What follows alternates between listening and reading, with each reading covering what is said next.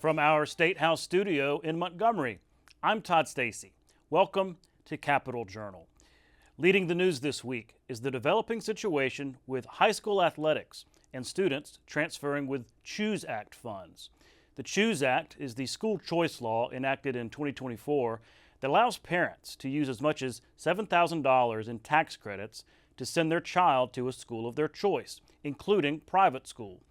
But the Alabama High School Athletic Association has ruled that any students transferring using those funds are subject to anti-recruiting rules that require athletes to sit out a year. That has infuriated advocates of the CHOOSE Act, including the governor, lieutenant governor, and Speaker of the House. On Thursday, Governor Ivey and Speaker Ledbetter filed a lawsuit asking a Montgomery judge to block the association from preventing CHOOSE Act recipients from playing sports. And on Friday, that request was granted. Judge J.R. Gaines issued a temporary restraining order barring the AHSAA from enforcing any rule that would prevent CHOOSE Act recipients from participating in sports. The next step is for a hearing on the case.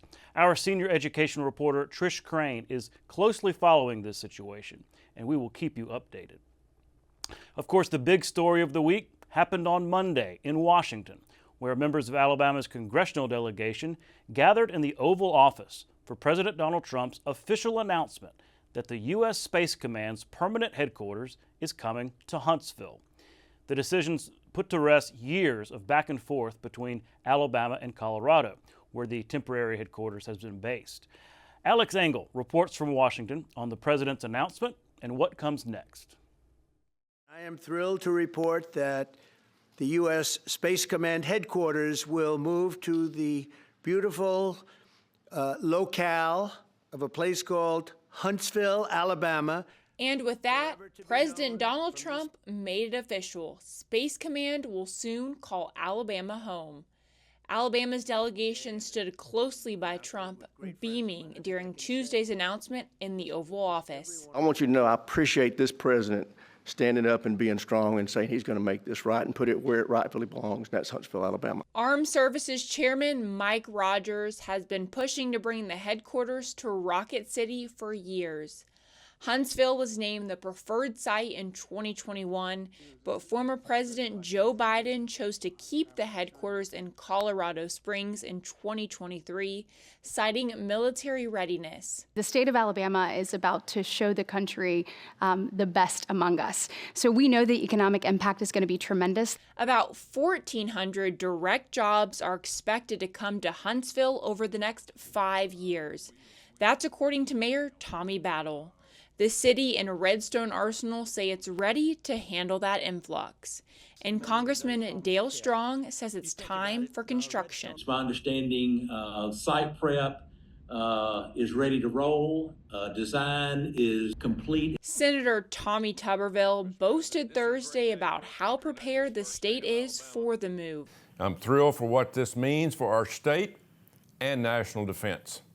Not only will the move save taxpayers nearly $500 million, but all Americans can rest assured that Space Command will be housed in the most secure facility at Redstone Arsenal. Alabama Democrats also applauded the move and were involved in lobbying for the relocation. Colorado officials vowed to fight the move, even threatening to sue over the decision. But Alabama lawmakers remain confident the headquarters will be permanently located in Huntsville. Reporting in Washington, Alex Engel, Capitol Journal. Thank you, Alex. And Governor Ivey issued a statement after the announcement saying, quote, "As I have said all along, there is no better place to locate Space Command headquarters than in Huntsville, Alabama. The facts prevailed and it is official. Space Command headquarters is coming to Sweet Home, Alabama. I commend Redstone and the city of Huntsville leaders for their diligence in maintaining a mission-ready stance." End quote. Also in Washington this week, 3 Alabamians nominated to federal judgeships appeared in front of the Senate Judiciary Committee. U.S. Senator Katie Britt presided over their confirmation hearing. 3 nominees for federal judgeships in our state who have superb qualifications and a devotion to the Constitution and the rule of law. I am thrilled that President Trump has nominated them to serve in the judiciary. Alabama Supreme Court Justice Bill Lewis is nominated in the Middle District. Attorney Hal Moody and Alabama Solicitor General Eddie LaCour are nominated in the Northern District. I believe that everybody that comes into that court deserves to have their voice heard, regardless of where they are on the issues, regardless of where they come from. And after 17 years in private practice and trying cases in federal and state courts, appearing in federal and state courts across the country, I feel like I was born to do this. I think that's a really important skill for a judge to have, to be able to master an area of the law quickly so they can provide justice both by getting to the answer that the law demands, but also getting an answer to the parties before you quickly. The nominees will be voted on in the Senate Judiciary Committee before they get a vote on the Senate floor. Back here to Alabama, where state leaders continue to worry about the rising cost of health care and how federal cuts may squeeze those in need. Providers in rural areas are finding it hard to keep their doors open due to funding challenges and staff shortages. Capitol Journal's Randy Scott reports.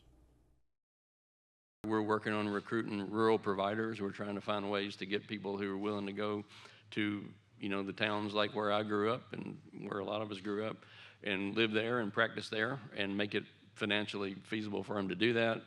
During a recent joint legislative budget meeting, State Health Officer Dr. Scott Harris shares his insight on helping solve a problem facing many rural Alabama communities, a shortage of available health care.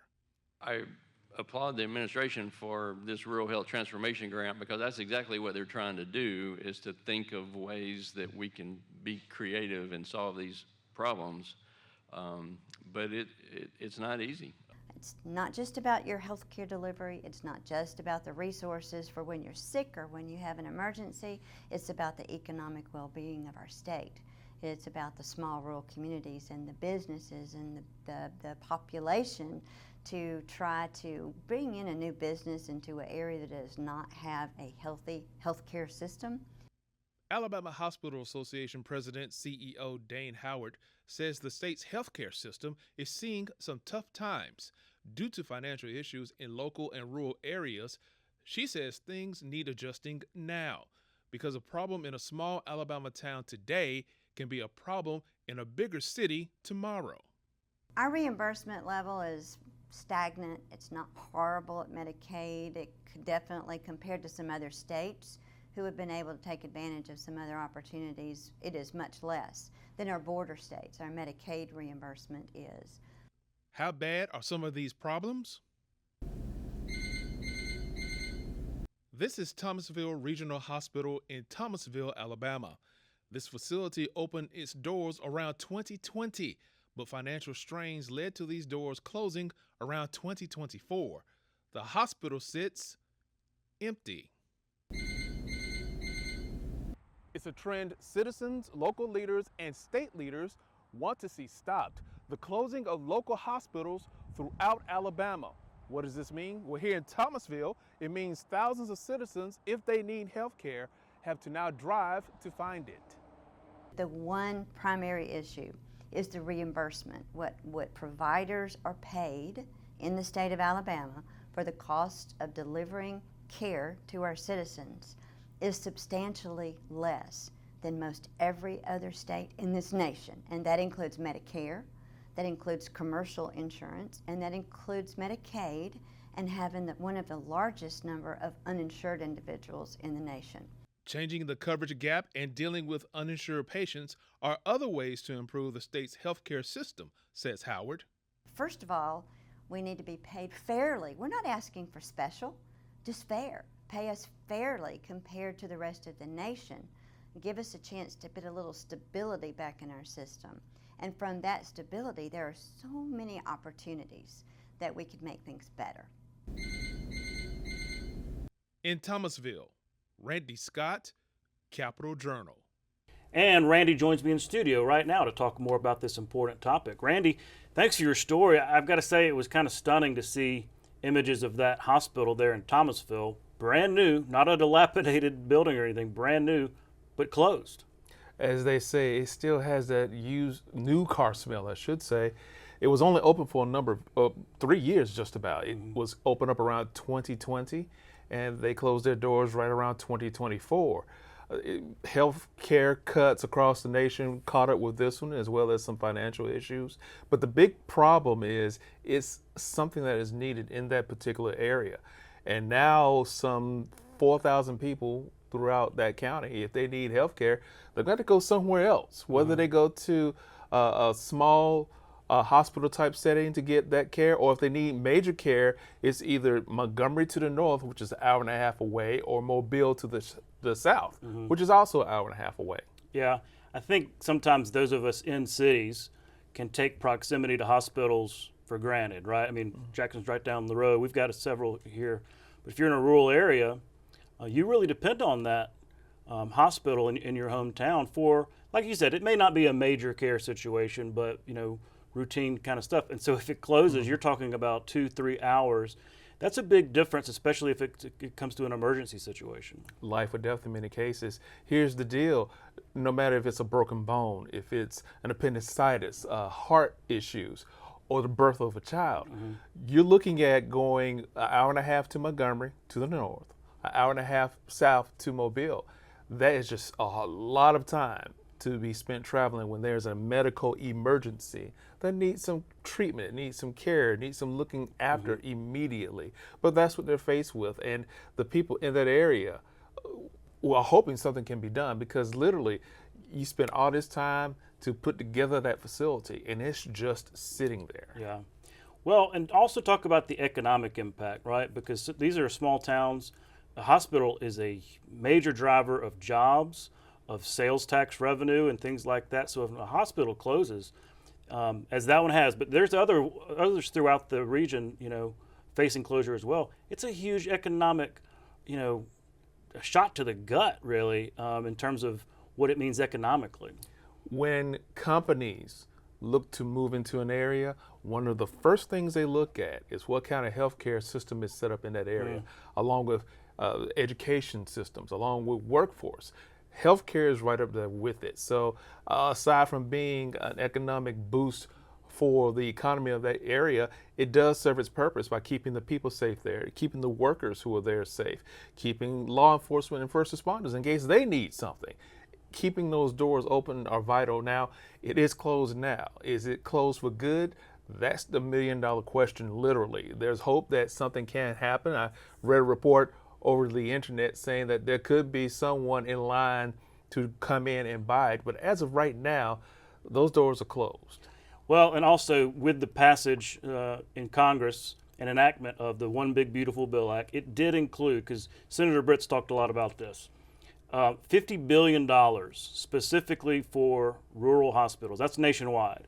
In Alabama, we could be looking at as much as $500 million specifically for that. Details are yet to be determined, but I know you talk with Dane and some hospital leaders. Are they hopeful that that fund can prop up places like Thomasville and others throughout the state to, you know, get them through these tough financial times? They are definitely hopeful, optimistic. It's something that's needed. Pure and simple. You need to have a hospital in that area, and those people need to have that hospital in that area. And it is something that has been worked on for a number of years, and to see it scuttled like it was, and it's still sitting there, it kind of drives the point home of, yes, you definitely need to take care of what is in the rural areas, because what happens in the rural areas will actually have a dominoes effect up on big areas, because if the hospital there can't function, again, if there are big emergencies that need to happen, those people are going to go to either Montgomery to the north, Mobile to the south. Now, if those hospitals get taxed, as they were, flashback a couple of years ago when COVID was here and hospitals were bursting at the seams, that's going to be a huge problem. Yeah, absolutely. Well, I really appreciate you going on the road and doing this story, an important topic that we'll follow. So thanks again. You're welcome. Mental health care was a major topic of discussion this week here in the State House. The Alabama Commission of Evaluation Services released a preliminary report on its analysis of the Alabama Department of Mental Health, and specifically how that department has been standing up mental health crisis centers throughout the state. Commission members noted that the staff produced a report that had a, quote, negative tone, calling the data produced by the department deficient. Mental Health Commissioner Kim Boswell pushed back on that assertion. More often than not, when people were in a behavioral health crisis and didn't know what to do, they dialed 911. And the only two folks who can come and get you are EMS or law enforcement, and sometimes both. The only two places they could take you before crisis centers is either the emergency department or to jail. And so that was the situation we were in at that time. We also had separate services for mental health and substance use. So those services were not integrated during that time. We made a major shift, a big pivot, to say what is going on around the nation, what is the best practice that we can look at and say, what's going to serve the citizens of Alabama and keep folks with mental illness out of jails and out of emergency departments. And that's when we decided to stand up crisis centers in our state. 24/7, 365 days a year. Those crisis centers are open.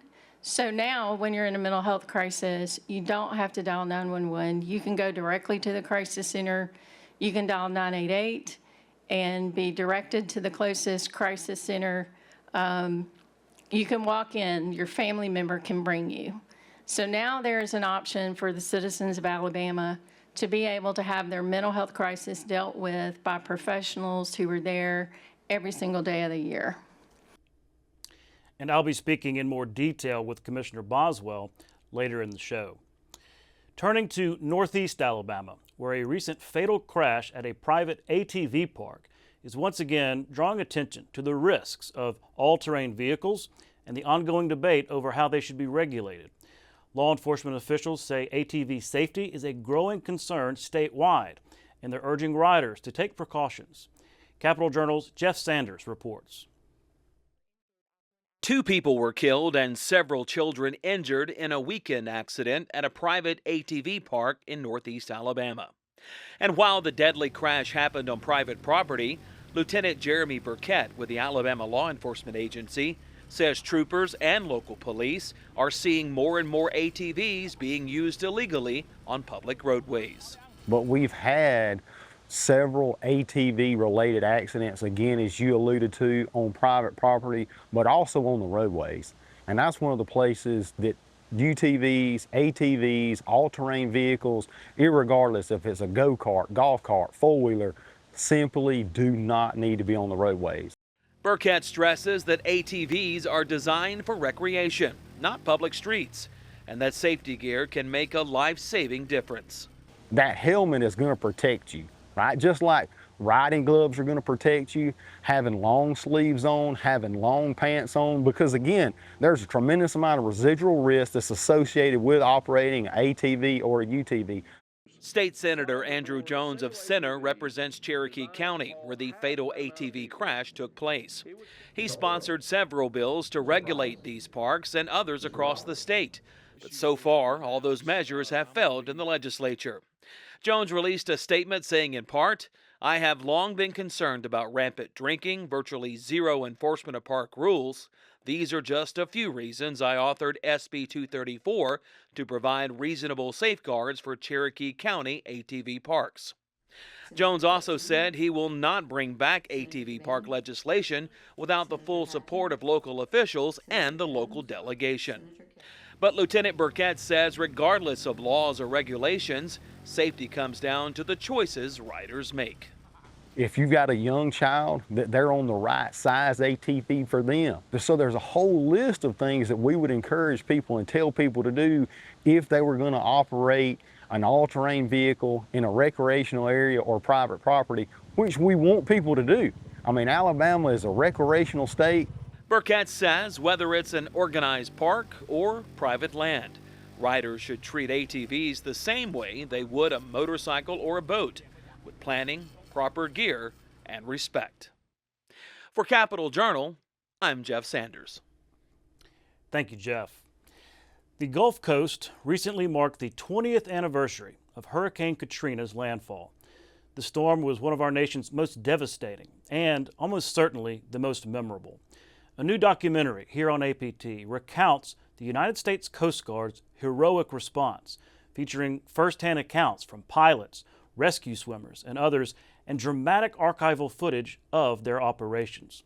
Here's a clip.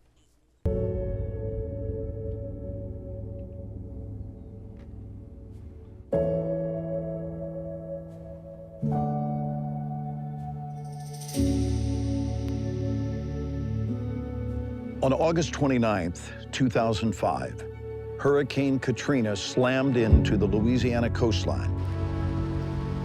Her winds pushed surge water toward New Orleans, a city that is mostly below sea level and depends on its levees for its protection.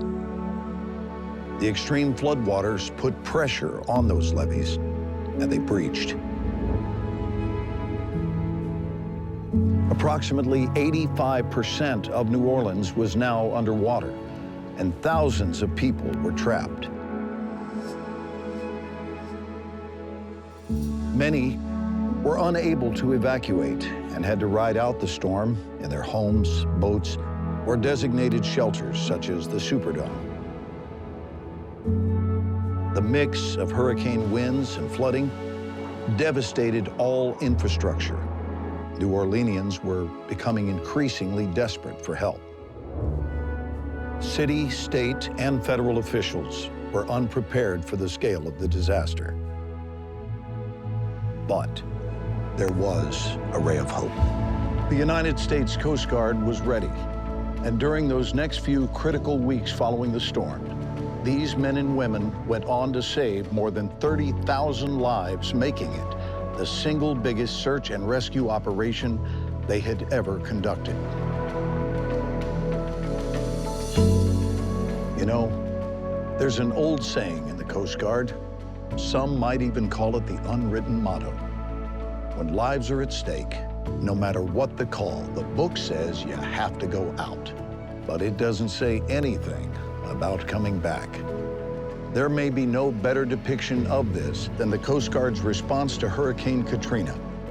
We now look back 20 years ago at the air crews that flew over the city of New Orleans during what was most assuredly one of the Coast Guard's finest hours.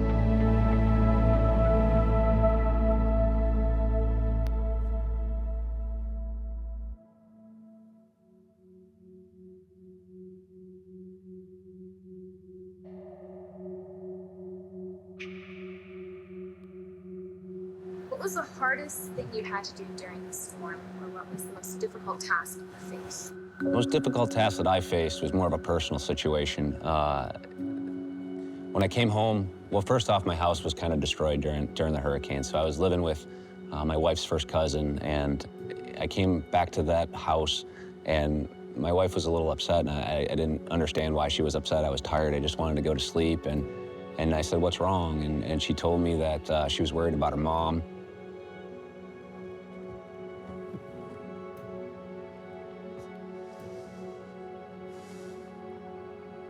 I'm sorry, you guys.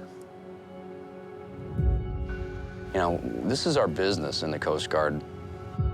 It's all about hurricane season and preparing for hurricanes. That's why we're here. That's why we serve. And that's why we all joined the Coast Guard, was to save lives. When Hurricane Katrina came along, that is what we had been training for years. And we were ready, we were prepared, stepped up to the plate, and as a result, many thousands and thousands and thousands of lives were saved. We flew hours that we had never flown before, at rates we'd never flown before, and conducted risky hoisting operations in the numbers that folks will never see in their entire career.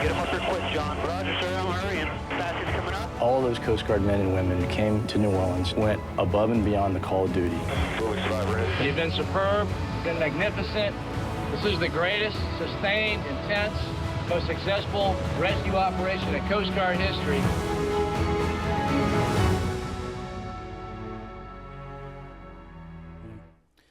A lot of Alabama-based Coast Guard there in Mobile were involved in those operations as well. And you can watch the full documentary online on our website. That's aptv.org/Paradis. And we'll be right back for the interview portion of our show. Stay with us. You can watch past episodes of Capitol Journal online anytime at Alabama Public Television's website, aptv.org. Click on the Online Video tab on the main page. You can also connect with Capitol Journal and link to past episodes on Capitol Journal's Facebook page. Benjamin Turner was an entrepreneur, business executive, civic leader, and legislator. Born into slavery, Turner became the first African-American representative from Alabama elected to the U.S. Congress. He founded the first school in Selma for the education of African-American children and was a political moderate and proponent of reconciliation. Turner took a stance regarding the injustices of slavery and advocated for desegregated schools and reparations to former slaves. You're watching Alabama Public Television, celebrating 70 years of service to Alabama.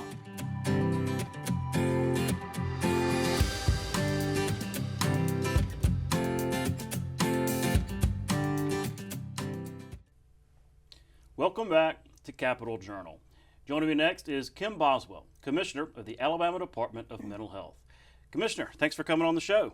Thanks for the invitation. It's good to be here. Absolutely. Well, you are in the news this week, and I want to get to some of that in a minute, but I was hoping that you could offer an update on the crisis care centers. The legislature, I don't know how many years now, it's several years, has made a real investment in standing up crisis care centers around the state to kind of make up for some of the closures over the last few decades, really. So, but I don't remember exactly what number we are on and where the regions are. So where are we in terms of standing up these crisis mental health centers? So the great news is we have 6 crisis centers now. We've stood up 6 crisis centers in 5 years, and honestly, in one of the most challenging times in the middle of COVID with the workforce challenges that everybody saw during that time. So we now have crisis centers in Huntsville, Birmingham, Tuscaloosa, Dothan, Montgomery, and Mobile. And the most recent opening is in Dothan, so they opened in February of this year. And so we're really excited to see that expansion across the state because we really think it's a vital service that every community really needs. Yeah, absolutely. I mean, that's a really good regional footprint there. So walk me through what a crisis center might do. I know it probably varies day to day, but if I'm a practitioner, what might I see? What kind of cases might I see walk through the door, and what kind of work do they do? So it's a lot of different types of presenting symptoms at a crisis center. We had over 3,600 people show up in a suicidal crisis since we've started these programs. So that is pretty huge for us, that someone is accessing that service and has those crisis services available when they're in a suicidal crisis. So that's really huge for us. We've had a large number of individuals show up who are in psychosis. So they're in an active hallucination or delusion. It's kind of a shocking number because more often than not, those individuals wind up in a negative engagement with law enforcement or with their family members because the reality is they're not in the same world that we are. They're in an active hallucination or delusion. And so those folks are really vulnerable. And so the fact that we've had so many show up at the crisis center is really pretty amazing. And we feel like it really means they avoided some much more negative interactions with either their family or with law enforcement. Well, yeah, when you say that, I'm thinking, well, what if they didn't come? Right. What if the center wasn't there? Right. You know, what would have happened in that situation? And isn't part of this, because I remember as this conversation kept taking place, one of your biggest advocates, well, 2 of them, Speaker Ledbetter and also Chairman Rex Reynolds. And I mentioned Chairman Reynolds because he's a former police chief. Right. And so he gets that in part of this that you don't want folks in mental health crisis to end up in jail because it's not where they belong. Right. One really key factor in trying to make sure that doesn't happen is the standing up of the 988 call centers, which really are a part of this crisis continuum of care. Because in our system, and you heard me talk about it a little bit yesterday, when we started this level of care was not available. And pretty much you could go and get outpatient services between 8 and 5, or you would have to go through a civil commitment proceeding and have your civil rights taken away in order to get mental health treatment. So people who were in a crisis, more often than not, were dialing 911. And of course, if you dial 911, you're going to get EMS or law enforcement or sometimes both. And before crisis centers open, the only place they could take you is either to the ER or to jail. And so having a place to go, you know, if you see the numbers, we've had tons of law enforcement drop-offs, diverted many individuals from jail, from emergency departments, and part of that is that 988 number as well. So now you don't have to dial 911 when you're in a mental health crisis. You can dial 988 and find out where your local crisis center is. You can walk in. So we do have other folks who are experiencing depression, anxiety. Those are really big numbers too. We see a lot of folks with depression and anxiety. But the growing area that we're seeing is substance use disorder. So the crisis centers allow for sort of integration of that mental health and substance use treatment, which we've never really had before either. So somebody doesn't have to figure out, oh, does my loved one have a mental health issue or a substance use issue? They can just show up at a crisis center and they're going to be assessed to figure out, you know, what's really going on. Yeah, that's really interesting. Speaking of 988, I don't want to get to the ACES stuff in a second, but speaking of 988, I know there have been questions about funding in the past and making it truly universal. Where are we on that? And might we see some funding streams that might give more access to 988? So we're in pretty good shape right now. There was an opioid settlement appropriation for 988. We have hit our 90% in-state answer rate that we were shooting for. Just like crisis centers, there are national standards for 988. So we're in pretty good shape with 988 right now. That's good to know. And so we're really excited because we finally hit that 90%. That's really important to answer those calls in state instead of them rolling to the national number, because then that's when they can get the local resources, including the crisis centers. I see. Well, let's talk about this ACES, the Alabama Commission on Evaluation Services. I think I have that right. They're basically, they've been described at least as kind of a DOJ-ish organization, even though they were started a long time before. But they're going to different state agencies and evaluating to look for efficiencies, essentially. And so you were on the agenda. This report, this preliminary report from ACES, said, you know, called the data that y'all produced deficient. There was a back and forth. Y'all had this meeting about it. It was cordial, as Mary Sell described it. But what's your response to that? Why did they see your data as deficient? And you obviously didn't see it that way. You know, I think some of it was they started out in a completely different place wanting protected health information.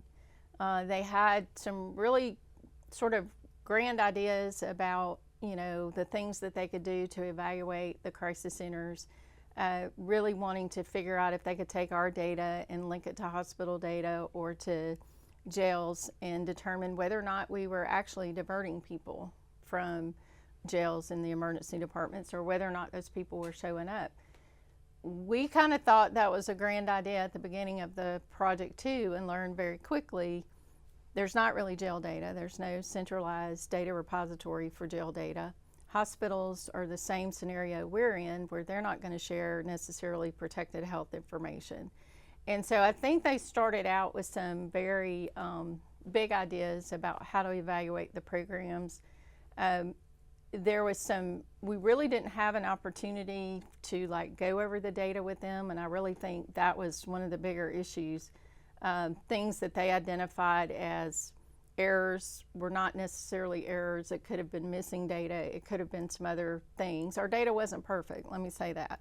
We had some data errors, but what we saw in it is as crisis centers opened, as these startup organizations opened, in the first 18 months there were some data errors, but then as they got into a routine with the data, then the data really became much more cleaner set of data than when they first opened the first 18 months. And honestly, I feel like a big part of it was they didn't have a lot of time to really do that because we spent a lot of time haggling over whether or not we could give them protected health information. So when you say protected health information, is that like, I'm thinking in my head like HIPAA? Yes. Like, okay, if I check into a clinic or a hospital, like that can't be shared. I can't be, right. That information can't be given away. So they were actually asking for that? So there was a point in the evaluation where they sent us a list of data elements that included things like date of birth, social security number, diagnosis, those kind of things, which are obviously clearly protected health information. And, you know, it was kind of challenging because, again, this is this DOJ group, and you want to be cooperative. Kind of sounds like it. Well, so we finally had to say to them, look, you know, even if we could get all the lawyers between our lawyers and the Community Mental Health Center lawyers to agree on a business associates agreement, which is the kind of agreement you do in those circumstances, ACES is really not in a position to accept that data because they don't have a privacy officer, they don't have a security officer, they don't have an institutional review board. And so they're not really set up at the moment to do protected health information, to take that information into that agency, because as you know with HIPAA, there are severe penalties if there's a data breach or the data is used inappropriately. Well, but I mean, HIPAA's there to protect me. I don't want my information. So that's interesting that that's what they were after. So it seems like there's a little bit of miscommunication in terms of what the goals were and everything. But I do want to ask you, I mean, the whole point is to look for efficiencies. So were there discussions of what kind of efficiencies y'all can make in setting up these crisis centers and in just in the mental health space in general? You know, it was interesting because the recommendations were not necessarily around efficiencies. I think what we agreed on is that, yes, you know, having a little more rigorous data, you know, cleanup and making sure we have the right data, or that if there are data errors, those are corrected, you know, fine. But there really weren't a lot of other recommendations, at least in my mind, that addressed efficiency or any of those things. There was one recommendation that was a bigger policy issue that, you know, was really directed at the legislature about paying for ambulance drop-offs at crisis centers and emergency, you know, EMS folks, if they drop off at a hospital, they get paid for an emergency drop-off. But if they drop off at a crisis center, they don't necessarily get paid at that rate. They might get paid at a Medicaid rate, non-emergency transportation. Oh, so that's kind of a disincentive. Right. And so that was a good policy discussion, and that was sort of talked about yesterday, and that's great. But that wasn't really, didn't have so much to do with the efficiency of crisis centers. It's definitely a barrier, for sure. And then there were some issues around transportation barriers, things that, you know, we sort of expected them to be evaluating the crisis centers, not the big global issues like transportation. So yeah. Well, we'll watch it going forward because I think it was a preliminary report, so maybe there'll be some more conversation. I appreciate you sharing that with us. Speaking of budgets, you presented to the legislature last week on they were really seeking information, really more having to do with federal cuts, right? Because a lot of state agencies have been affected by these federal cuts, rescissions, things from Congress, the One Big Beautiful Bill Act, all that. How's mental health in that conversation? What are y'all at risk of federal cuts? In most of our programs right now, we are in pretty good shape, which is what I really said during the budget hearing. One of the things that people don't realize is 45% of our budget goes to individuals with developmental disabilities and the services that we provide for those individuals, and that is a Medicaid program. It's an entitlement program, and so far we're not seeing any cuts in that program. People are eligible based on their disability and usually because they're on Social Security disability. And so some of the conversations about Medicaid cuts and that kind of thing, that's not really impacting our developmental disabilities program.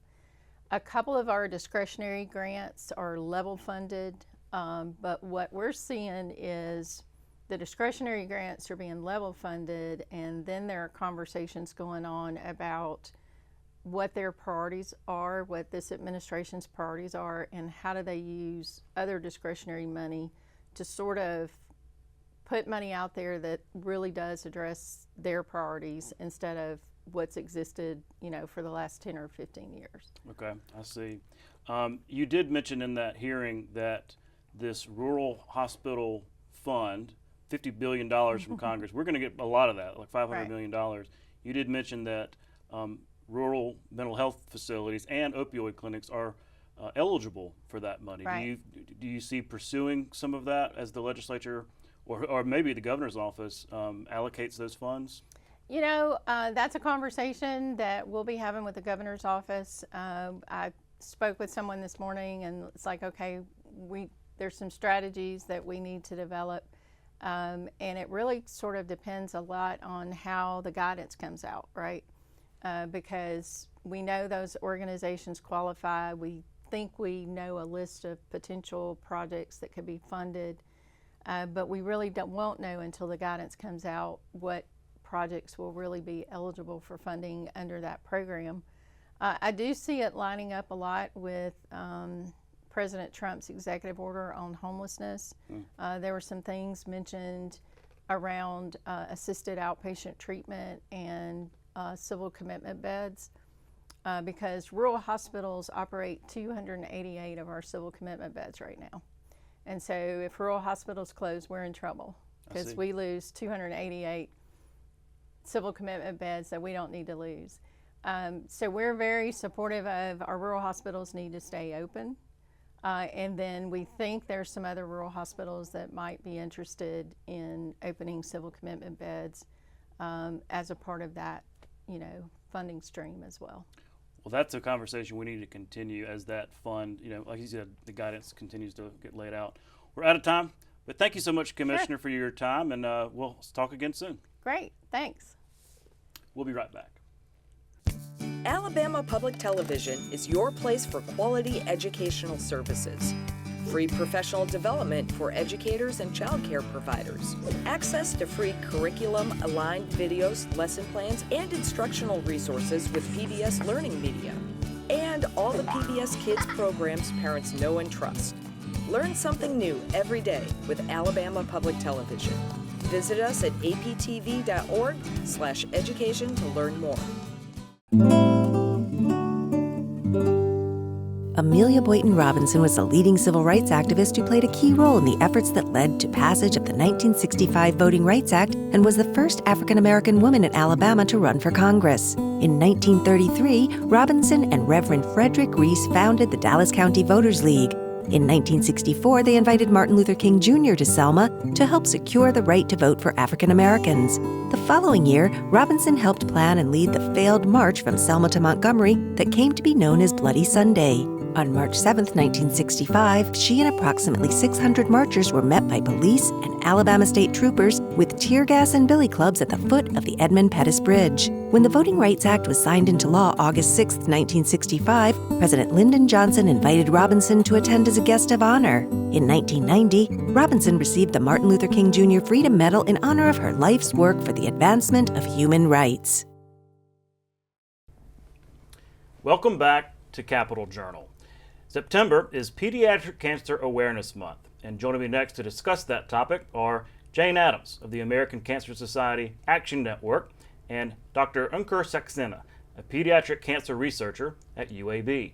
Thank you both for coming down. Thanks for having us. Well, as I mentioned, September is Pediatric Cancer Awareness Month. So Jane, you are an advocate. You're well known on this show. Talk about that advocacy, what's going on in the month of September and throughout the year as it relates to pediatric cancer. Well, we launched off the month with a big tailgate last week at UAB on UAB's opening game, inviting the community to come out, engage with the American Cancer Society and advocacy, learn, engage with researchers. So we invited UAB researchers to come to that as well. Community members, talk to your local researcher, and also engage in some advocacy by writing postcards to members of Congress. And then, of course, we're continuing to promote, as Congress discusses, funding for NIH and the National Cancer Institute, we're continuing to advocate and promote, robust funding levels and, making sure that researchers' voices are heard. Well, that's kind of what it's all about right now, right? It's funding, because you had those cuts coming from the Trump administration, reversed. Thankfully, I think everybody was relieved about that. I mean, you're talking about hundreds of millions of dollars.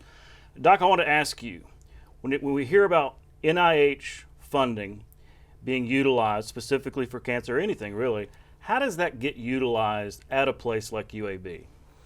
Yeah, so it's a driver of the economy, and it's a driver of advances in healthcare, right? So I'll give myself as an example. I moved down here a couple years ago, was recruited from Chicago, and I brought with me NIH dollars. I used those dollars to hire local Alabamians who worked in my lab. These are people who have an opportunity to really do cutting-edge research. I had one person who, because of the opportunity in my lab, moved on to take a top-level position at a top university after that. So that's some of the human impact, is that we're able to really grow the economy with the money that we bring in. The other thing we do is just, have advances in research that lead to advances in healthcare. And so all of that comes back to these dollars. I should also add that the people that I hire into my lab who are Alabamians, they don't just do the work and move on to their next best thing. They're also the people who go to local restaurants and spend those dollars. They're the people who go and buy a car or rent a home. And so it really stimulates the economy in a lot of different ways. I keep hearing the word cures, right? That this research can lead to cures. Talk about some of those potential breakthroughs that are happening right here in Alabama. I think sometimes we take that for granted, the amazing center that's going, center of research that is at UAB.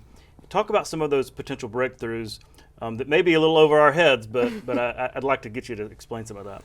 Well, I think I'll just kind of zoom up first and say that, it's a long pipeline. And so what's been sort of tragic about what has happened in the last several months is that, if these cuts are not reversed, then the impacts of this hit you 10, 15, 20 years down the line, because it's a long pipeline.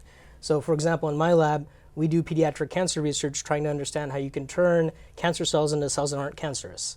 And it's a way to try and treat them indirectly, as opposed to just trying to kill them. We're trying to take away their ability to be a cancer and turn them actually into neurons instead. And the way we inform that is by what we learn studying what stem cells do. So it's the kind of thing that doesn't immediately lend itself to saying, oh, it's a breakthrough. But what happens is what we do there, and the targets that we find that are therapeutic targets, can then be used for clinical research. And that can lead to clinical trials. And then that hopefully one day leads to treatments for patients. So at every part of that pipeline, it's like water starting here and running through that pipe. At every part of that pipeline, stuff is happening right now, right? So the stuff that's happening at the end of it's going to be the therapies that come out now. The stuff that I'm doing, my lab is doing, will hopefully be the therapies that come out in many years from now. Which is why an interruption in funding is problematic. Yes. Yeah. So, I live right near the Cahaba River, right? It's gorgeous. And you can imagine if you put a dam in anywhere in that river, then you're going to have a problem with the water flow, whether the dam is here for basic science research or all the way down here for the clinical trials. It's going to cause a problem. And right now we're seeing that happen across the board because of what's been going on federally. Mm-hmm. Well, Jane, this is an issue right now. Again, I mentioned that we were relieved because that NIH funding was restored. Mm-hmm. Senator Britt brought the director down to UAB, of all things. So, and I talked to her about how they're kind of playing whack-a-mole with some of all this stuff. But this is an issue right now because Congress right now is working on this funding. There was a markup going on this week. Yeah, the Labor H Committee marked up yesterday and some today on the NIH budget, which includes funding for the National Cancer Institute, CDC, other budgets related to healthcare yesterday. And thankfully, what we're seeing both out of the Senate, thanks to Senator Britt, and out of the House, thanks to Congressman Adderholt, is a rejection of these drastic cuts to research and cancer research that are happening, that the administration suggested. They suggested a 39% cut to these programs. And what we're seeing instead is Congress rejecting that and saying perhaps we should even fund it a little bit more, doubling down on this effort, knowing how important research is all across the United States. Now, what we're worried about still that we see in the markup is on the prevention side. So when somebody gets before somebody gets cancer, it's important that they get, preventative screenings, right? In Alabama, we have the Alabama Breast and Cervical Cancer Early Detection Program. A lot of that funding comes from the Centers for Disease Control, CDC in DC. That is a line item that we're worried about getting cut in the budget, which would ultimately mean less of those federal dollars to Alabama to fund that program. And we have one of the worst cervical cancer rates in the country, so we really can't, afford to lose any screening funding. So we're paying attention to the screening funding. It's important to both robustly fund research and prevention. Mm-hmm. So. Yeah, that's being talked a lot about here at the state level as well, the screening and the value in that. There were some things included in the budget this past time. Yeah. Look, let's talk about the kind of reason for these cuts. From the Trump administration, a lot of talk about, putting funding on hold because of what they describe as wokeism in research, wokeism at certain institutions and things like that. How do y'all respond to those accusations that somehow this money is being used for, left-wing, radical, woke kind of programs? So I think it's really unfortunate that that's where we are right now. This has been a bipartisan funding effort in this country for biomedical research for decades. In fact, I'll just point out post-World War II, the sort of cooperation between the government and scientists is what's led to America's dominance in this area. And it's had immense benefits for everybody, healthcare advances, cutting-edge therapies, and that has not been a source of controversy at all. In terms of where the money goes, just to give you an example, NCI, National Cancer Institute, that funds cancer research, to get a grant funded there, you really have to be, in good times, somewhere in the top 7 to 8% of the grants, which means that if I apply for a grant there, which is a lot of work, believe me, putting it all together, making it really good, there's a 92% chance it's going to get rejected already. So there's a very rigorous process of peer review. We wish we had more money, not less. And those funds go to fund researchers that are in the lab working hard day and night to advance therapies. There's nothing woke about that. We're really just trying to find cures for the diseases that all of us have to deal with, no matter what your beliefs, whatever your politics. We all know somebody who has cancer, somebody who's dealt with Alzheimer's, and so on. And that's just something that we want to maintain that focus on. Jane, what about you? When you hear that argument, what does the American Cancer Society kind of respond? Well, we're science-based, evidence-based, and so any policy that we support, it has to be backed by science and evidence. So that's important first, as we're taking a look at policies that we're going to promote to the legislature and Congress. And the second thing is that, research has always been kind of a nonpartisan or bipartisan issue. And what we're seeing is when there are perhaps political actors that want to make it more partisan or make it more ideological, we're actually seeing and thankful that Congress is rejecting that and kind of bringing back this sense of normalcy to the issue that before, where it was becoming partisan.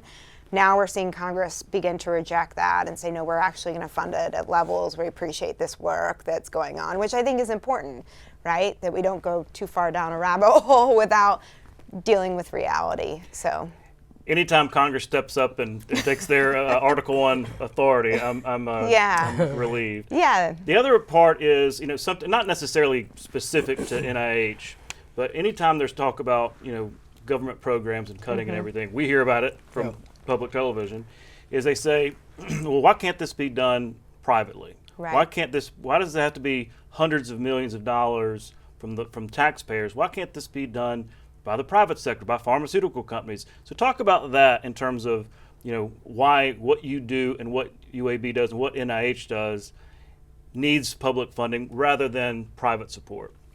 Yeah, so I think, maybe because it's close to lunchtime, food's on the mind. I'm going to use food as an analogy. If you go to a restaurant and you've got your main plate and you've got your side dishes, you can take that main plate away. There's no amount of side dishes that are going to make up for that. That's the difference between the public funding and the private funding. So NIH provides billions with a B of dollars of funding, and there really aren't any private foundations, even ACS CAN, we give out private funding, but it's still not enough. Right, yeah. It's a drop in the bucket, right? So when folks say, well, why can't private enterprises do it? They are doing it, but they're doing it at this level, and NIH is able to do it at this level, and that's why we're ahead, right? So if you do it at this level instead, that's how you have competitive countries, perhaps adversarial countries that can catch up and are catching up, is if you take that big amount of funding away from NIH. So it's really critical. There's no private source of funding that can offer what NIH offers. Yeah, well said. And it's a national security issue Yes. too. If we're not investing in research, if we're not having our government invest in research, then those other countries are, right? And we're going to lose the ability to, get these cures out to our public. We'll be dependent on other countries to get the treatments that are necessary. It's just, we need to make sure we're keeping that science here at home for our folks here. Well, look, we're out of time. Thank you all for coming on the show and sharing some of this. And Doc, as you said, we all do know someone who's struggled with cancer. So thank you for what your team and you and your team are doing in terms of research and pursuing those cures. Thank you for explaining it. I feel a lot more educated on the subject. So thank you both. Thanks, thank Todd. you. Appreciate it. We'll be right back. You can watch past episodes of Capital Journal online anytime at Alabama Public Television's website, aptv.org. Click on the Online Video tab on the main page. You can also connect with Capital Journal and link to past episodes on Capital Journal's Facebook page. Montgomery native Catherine C. Thornton is a physicist and former NASA astronaut. A veteran of 4 space flights, Thornton has logged over 975 hours in space, including more than 21 hours of extravehicular activity. During her time with NASA, she served on the crew of STS-49, the maiden flight of Space Shuttle Endeavour, helped repair the Hubble Space Telescope, and conducted microgravity experiments in Space Lab. That's our show for this week. Thanks for watching. We'll be back next week at the same time, right here on Alabama Public Television. But I won't be here. I'll be on vacation. Jeff Sanders will be in the chair, anchoring in my stead. For our Capital Journal team, I'm Todd Stacy. We'll see you next time.